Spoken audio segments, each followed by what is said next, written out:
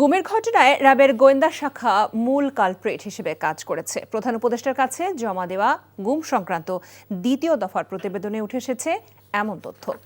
গুমের ভয়াবহতা জনগণকে দেখাতে হরর মিউজিয়াম তৈরির কথা বলেছেন প্রধান উপদেষ্টা অধ্যাপক ডক্টর মোহাম্মদ ইউনূস।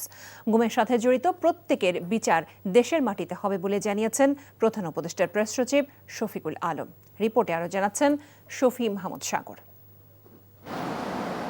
রাষ্ট্রীয় অতিথি ভবন যমুনায় প্রধান উপদেষ্টার কাছে কমিশন প্রধান বিচারপতি মইনুল ইসলামের নেতৃত্বে দ্বিতীয় তদন্ত প্রতিবেদন জমা দেয় গুম কমিশন।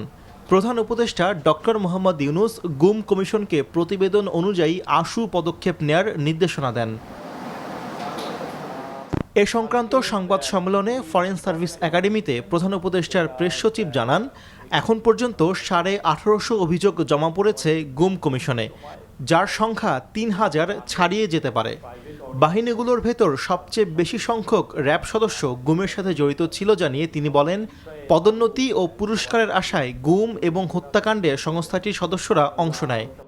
গুম হয়েছে যারা, তার মেন কালপ্রিট বা দ্য কিলার ফোর্স ওনারা বলছেন এটা হচ্ছে র্যাবের ইন্টেলিজেন্স উইং। ভালো পোস্টিং, ভালো পজিশন, পিপিএম আপনি জানেন যে এটা একটা অ্যাওয়ার্ড, পুলিশের অ্যাওয়ার্ড অ্যানুয়ালি দেওয়া হয়, সেটা পাওয়ার জন্য এই কাজগুলো অনেকে করেছেন।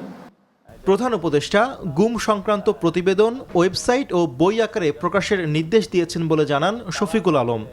গণভবনে বানানো হতে পারে হরর জাদুঘর। প্রফেসর ইউনূস এগুলো শুনে বলেছেন যে মানে এদের এই বিষয়ে একটা আসলে হরর মিউজিয়াম হওয়া উচিত। বাংলাদেশে যে এটা ভয়াবহ যেই এনফোর্সড ডিসঅ্যাপিয়ারেন্সের যে ঘটনাগুলো হয়েছে সেটা সবার জন্য মানে এটা একটা ভয়াবহ বিষয়। তো আপনারা জানেন যে গণভবনে একটা মিউজিয়াম করা হচ্ছে, সেখানে এই বিষয়গুলো থাকবে। নিখোঁজ ব্যক্তিদের পরিবার যাতে ব্যাংক হিসাবে লেনদেন করতে পারে সে ব্যাপারে দ্রুতই আইন সংশোধনের নির্দেশ দিয়েছেন প্রধান উপদেষ্টা। জাস্টিস মিনিস্ট্রি তাদেরকে এটা জানাবেন এবং সেই অনুযায়ী ব্যবস্থা নেওয়া হবে। শফি মাহমুদ সাগর, এনটিভি নিউজ, ঢাকা। এই ঈদে জামা জুতো অ্যাক্সেসরিজের ডিসকাউন্ট।